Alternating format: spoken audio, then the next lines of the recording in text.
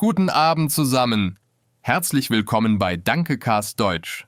Ich bin Henry und heute sprechen wir über ein sehr wichtiges Thema, das viele von uns beschäftigt: die Karriereplanung. Was macht ihr beruflich? Schreibt es gerne in die Kommentare. Guten Abend, ich bin Emilia und ich freue mich, dass ihr heute wieder dabei seid. Karriereplanung. Das klingt erstmal groß und kompliziert, oder? Aber keine Sorge, wir erklären alles ganz einfach und natürlich. Genau, Emilia. Viele Menschen denken, dass Karriereplanung nur für Manager oder Chefs wichtig ist. Aber das stimmt nicht.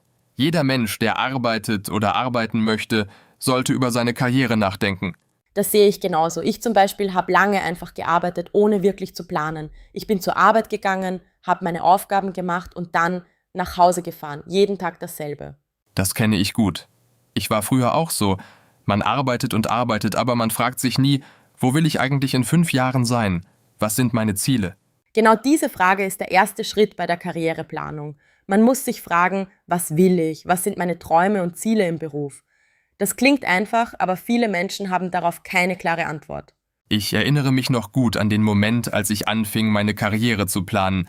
Ich war damals ungefähr 30 Jahre alt und arbeitete als einfacher Angestellter in einer Firma. Ich war nicht unglücklich, aber ich hatte das Gefühl, dass ich mehr erreichen könnte. Und was hast du dann gemacht, Henry? Ich habe mir Zeit genommen und wirklich nachgedacht. Ich habe auf einem Blatt Papier aufgeschrieben, was mir bei der Arbeit wichtig ist. Zum Beispiel: Ich möchte mit Menschen arbeiten, ich möchte kreativ sein, ich möchte etwas aufbauen. Das ist eine sehr gute Methode. Wenn man seine Gedanken aufschreibt, werden sie klarer. Man sieht auf einmal, was man wirklich will und was nicht. Habt ihr das auch schon einmal gemacht? Habt ihr aufgeschrieben, was euch bei der Arbeit wichtig ist? Schreibt es uns in die Kommentare, wir sind gespannt. Also nachdem man seine Ziele kennt, ist der nächste Schritt. Man muss ehrlich zu sich selbst sein. Man muss seine Stärken und Schwächen kennen. Das nennt man auch Selbstreflexion. Selbstreflexion, ein schönes Wort. Was bedeutet das genau, Emilia? Selbstreflexion bedeutet, dass man über sich selbst nachdenkt. Man fragt sich, was kann ich gut, was mache ich gerne, wo brauche ich noch Hilfe? Das ist manchmal nicht einfach, weil wir oft nicht objektiv über uns selbst denken können. Das stimmt. Manchmal denken wir sind sehr gut in etwas, aber in Wirklichkeit haben wir noch viel zu lernen. Und manchmal denken wir sind schlecht in etwas, aber eigentlich sind wir gar nicht so schlecht. Genau, deswegen ist es auch hilfreich, andere Menschen zu fragen. Zum Beispiel Kollegen, Freunde oder die eigene Familie. Man kann fragen, was denkst du, was ich gut kann? Was sind meine Stärken? Das ist ein mutiger Schritt. Nicht jeder möchte so etwas fragen, weil man Angst vor ehrlichen Antworten hat. Aber diese Antworten sind sehr wertvoll für die eigene Entwicklung. Absolut, ich habe das selbst erlebt. Ich habe meine beste Freundin gefragt, was sie denkt, was ich gut kann. Und sie sagte: Emilia, du kannst sehr gut zuhören und du erklärst Dinge immer sehr verständlich. Das sind tolle Eigenschaften. Besonders für Berufe, wo man mit Menschen arbeitet, zum Beispiel als Lehrerin, als Beraterin oder als Trainerin. Genau das hat mich auch zum Nachdenken gebracht. Vielleicht sollte ich in eine Richtung gehen, wo ich diese Stärken nutzen kann. Das war für mich ein wichtiger Moment in meiner Karriereplanung. Ich finde das sehr inspirierend. Also der erste Schritt ist Ziele kennen. Der zweite Schritt ist Stärken und Schwächen kennen. Was kommt als nächstes?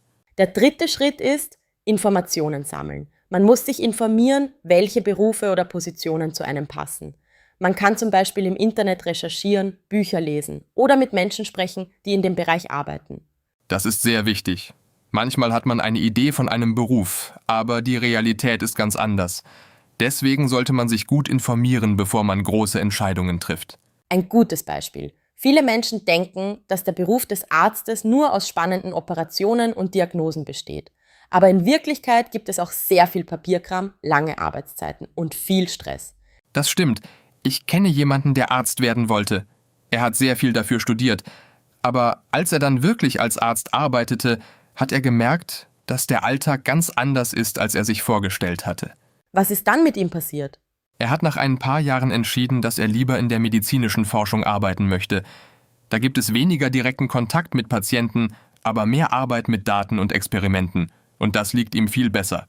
Das ist ein schönes Beispiel dafür, dass es nie zu spät ist, die eigene Karriere anzupassen.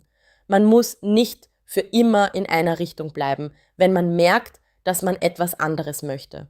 Genau. Karriereplanung ist kein einmaliges Ereignis. Es ist ein Prozess, der sich immer wieder verändert. Was man mit 20 Jahren will, ist vielleicht ganz anders als das, was man mit 40 Jahren will. Das ist ein sehr wichtiger Punkt, Henry. Das Leben verändert sich, wir verändern uns und unsere Karriereziele können sich auch verändern. Das ist völlig normal und sogar gesund. Kennt ihr das auch? Habt ihr eure Karriereziele im Laufe der Zeit geändert? Erzählt uns davon in den Kommentaren. Wir lesen wirklich alle Kommentare und antworten so oft wie möglich.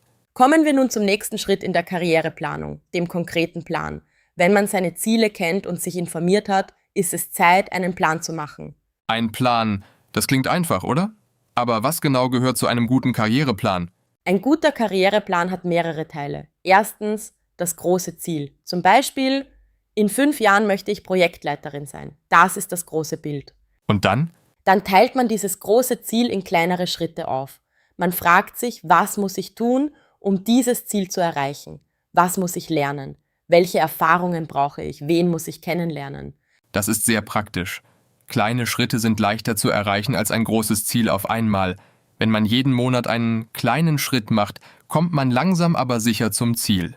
Genau. Und es ist auch wichtig, sich Deadlines zu setzen, also konkrete Daten, bis wann man was erreichen möchte. Ohne Deadlines passiert manchmal gar nichts. Das kenne ich aus eigener Erfahrung. Wenn ich keine Deadline habe, schiebe ich Dinge gerne auf. Ich sage mir, das mache ich nächste Woche. Und dann kommt nächste Woche. Und ich sage wieder nächste Woche. Das nennt man Prokrastination, das Aufschieben von Aufgaben. Das kennen viele Menschen. Der beste Weg dagegen ist ein konkreter Plan mit festen Terminen. Apropos Lernen, das ist auch ein sehr wichtiger Teil der Karriereentwicklung. In der heutigen Zeit muss man immer bereit sein, Neues zu lernen. Die Welt verändert sich sehr schnell. Das stimmt. Vor 20 Jahren gab es viele Jobs, die heute nicht mehr existieren. Und heute gibt es Jobs, die vor 20 Jahren noch niemand kannte. Zum Beispiel Social Media Manager oder App-Entwickler. Deswegen ist lebenslanges Lernen so wichtig. Man sollte immer neugierig bleiben, neue Fähigkeiten lernen und sich weiterentwickeln. Das macht einen nicht nur beruflich erfolgreicher, sondern auch im Leben glücklicher. Welche neuen Dinge lernt ihr gerade? Vielleicht eine neue Sprache, so wie ihr gerade Deutsch lernt? Schreibt es in die Kommentare. Wir freuen uns immer, von eurer Lernreise zu hören. Es gibt viele Möglichkeiten, sich weiterzubilden. Online-Kurse, Bücher, Seminare, Workshops, Universitäten, die Auswahl ist riesig. Und viele Möglichkeiten sind sogar kostenlos oder sehr günstig. Ich selbst mache regelmäßig Online-Kurse. Letzte Woche habe ich einen Kurs über Kommunikation im Beruf abgeschlossen. Das hat mir wirklich geholfen. Ich bin jetzt viel besser darin, meine Ideen klar und verständlich auszudrücken. Das ist toll, Emilia. Und es zeigt, dass man nicht immer an eine Universität gehen muss, um etwas Wertvolles zu lernen. Ein kurzer Online-Kurs kann manchmal genauso hilfreich sein. Neben dem Lernen ist auch das Netzwerken sehr wichtig für die Karriere. Das bedeutet, man baut Beziehungen zu anderen Menschen in seinem Berufsfeld auf. Netzwerken. Das Wort hört man oft, aber was bedeutet es wirklich im Alltag? Im Alltag bedeutet Netzwerken, man spricht mit Kollegen, man besucht Veranstaltungen in seinem Bereich, man ist auf professionellen Plattformen aktiv. Das Ziel ist, Menschen zu kennen, die einem bei der Karriere helfen können und denen man selbst auch helfen kann. Es ist ein Geben und Nehmen, man hilft anderen und andere helfen einem. Das ist der Kern eines guten Netzwerks. Genau, und ein gutes Netzwerk ist manchmal wichtiger als ein guter Lebenslauf. Viele Jobs werden nicht öffentlich ausgeschrieben. Sie werden durch persönliche Empfehlungen vergeben. Das stimmt. Ich habe meinen ersten guten Job durch eine Empfehlung bekommen. Ein Kollege, den ich über eine Veranstaltung kennengelernt hatte, hat mich empfohlen. Ohne diesen Kontakt hätte ich von dieser Stelle nie erfahren. Das ist ein perfektes Beispiel. Netzwerken muss man übrigens nicht immer im Anzug auf großen Veranstaltungen machen. Manchmal reicht schon ein freundliches Gespräch bei der Arbeit oder eine nette Nachricht auf einer Online-Plattform. Richtig. Es geht darum, echte Verbindungen zu Menschen aufzubauen. Nicht nur oberflächliche Kontakte, sondern wirkliche Beziehungen, bei denen man sich gegenseitig unterstützt. Kommen wir zu einem weiteren wichtigen Punkt: der Arbeit mit einem Mentor. Ein Mentor ist eine erfahrene Person, die einem bei der Karriere hilft und Ratschläge gibt. Das klingt sehr wertvoll, aber wie findet man einen guten Mentor? Es gibt verschiedene Wege. Man kann jemanden in der eigenen Firma ansprechen, der mehr Erfahrung hat. Oder man sucht in professionellen Netzwerken nach jemandem, dessen Karriere einem gefällt. Wichtig ist, dass man beim ersten Gespräch nicht sofort um Hilfe bittet.